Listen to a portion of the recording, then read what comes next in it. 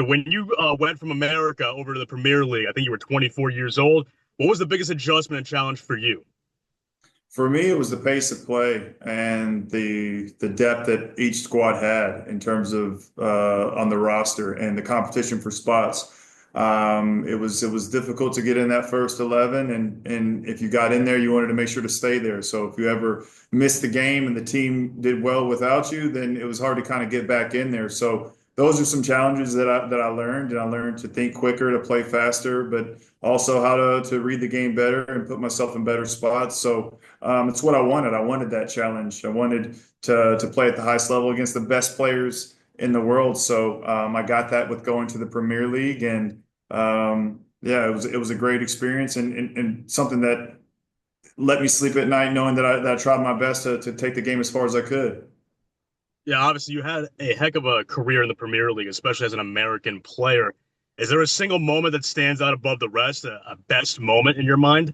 Coming from MLS, with being an MLS All-Star player, to then going to the Premier League and thinking, all right, I'm just going to go right into being a starter. And that wasn't the case for me, and having to come off the bench and then getting the first goal for my career at Fulham was the one that kept them up from relegation, which it's a huge deal over there because whether a club loses a lot of money or gains a lot of money in terms of being able to stay in that Premier League. And then in terms of another big moment for me over there, which was the biggest goal in my career, after being out for 7 to 8 weeks with a knee injury in a World Cup year, to come back and have that chip versus Juventus that got us through to the semifinals versus Hamburg after getting that goal was pretty big, pretty special. Yeah, obviously you were a trendsetter of sorts. You're regarded as one of the best American players of all time. You and Landon Donovan. In your mind, obviously USA, they've made great strides. We've made great strides when it comes to soccer, but what is the key for young American soccer players to start reaching that level of play that they see from their international competition? Yeah, I mean, I think we need more players that are playing week in and week out in the biggest leagues in the world and on the biggest teams in the world. You have a few players for the U.S. that are doing that. You look at players like Christian Pulisic and what he's doing at AC Milan and being such, one of their main players at one of the biggest clubs in the world. I mean, the more players you have doing that, the better off that we're going to be. But things that we're missing at the moment is a keeper that's playing week in and week out at a big club in a big league, and that number nine position, having that goal scorer playing week in and week out as well. So those are a few things that would obviously help the team to do better and to be more successful. Right now, they're going in a little bit of a tough moment, but they have the Gold Cup to try to get back on track this summer. Yeah, how do you see Team USA doing in the World Cup, so to speak? Obviously, they kind of had a tough finish in the Nations League tournament. They lost the third place game against Canada. What is the key for success there? Yeah, I mean, you said it. Losing in terms of not getting out of the group in Copa America, being the first host country to not be able to do that. CONCACAF Nations League, losing in the third, losing in the semifinal to Panama, and then losing in the third, fourth place game to Canada. Now you have the Gold Cup, puts more pressure on that situation, depends on how that goes. And then the World Cup. I mean, you're never going to have more pressure on you than being a host country and trying to do something special. You're never going to have a better opportunity as well. So, I mean, I think the pressure's on them. I believe in this team, and I want to see them do well. But first and foremost, you got to get back on track in Gold Cup, and this team has to inspire the nation and do kind of what happened in '94 with how well the Team USA performed in terms of beating Colombia, getting out of their group, and then the tough only losing to Brazil 1-0, which was the team that ended up winning the '94 World Cup. So they need to have a strong showing, and hopefully they can do that. But you got to take it one game at a time. And first and foremost, you got to get out of the group, which they weren't able to do in Copa America. Yeah, obviously there are high expectations for Team USA. Everybody wants to see them do well. I want to ask you, compared to 20 years ago, you first became a pro, I believe, in 2004 in the MLS. Is the state of soccer in America a lot better than it was 20 years ago when you first became a pro?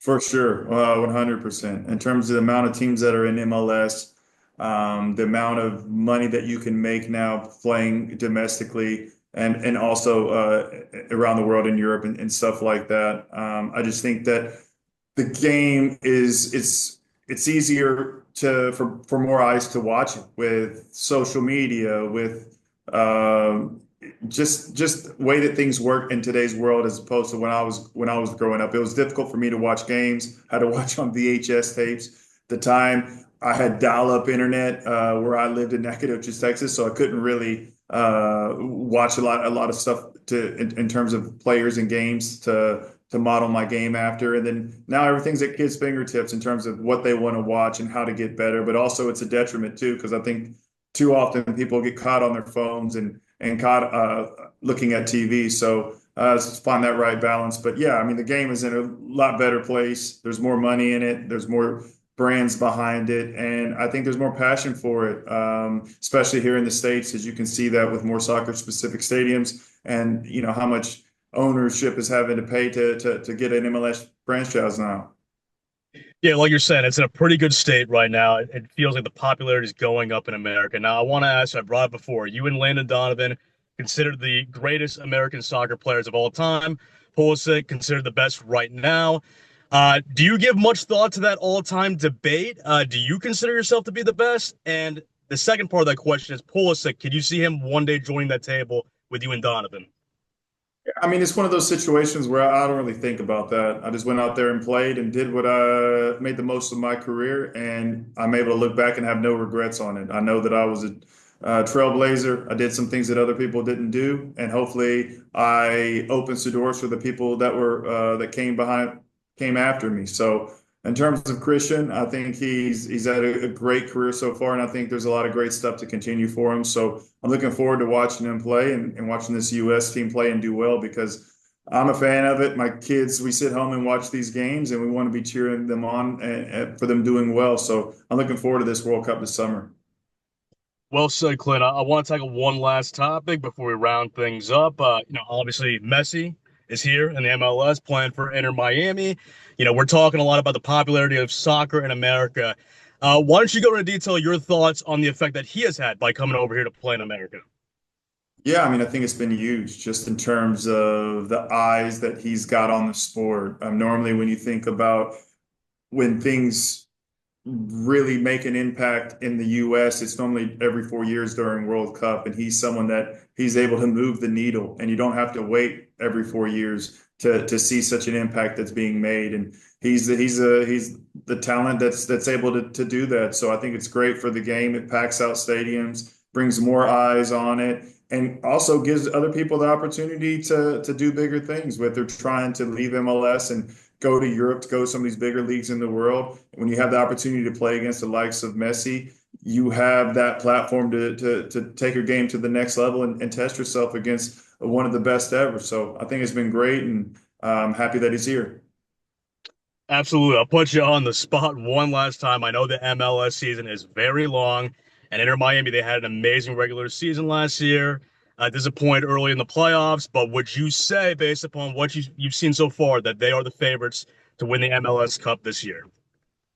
I would just say you never can count them out just with just the goals and assists that Messi and Suarez have been able to do and the amount of games they played is absolutely incredible. And when you have that type of production in the attack and third, it's hard to see them not going all the way and possibly winning it. So I think they're always in with the shout, but with the way MLS works, it's not always who is the best, it's who's on form during that time. Because in other leagues, it's about who wins the league. That's the most important thing. Whereas when you look at sports in America, it's not about the pennant and the supporter shield per se. It does help you in terms of home field advantage in playoffs, but it's more about who is that team at the end in the playoff time that is the best to get it done. So we'll have to wait and see.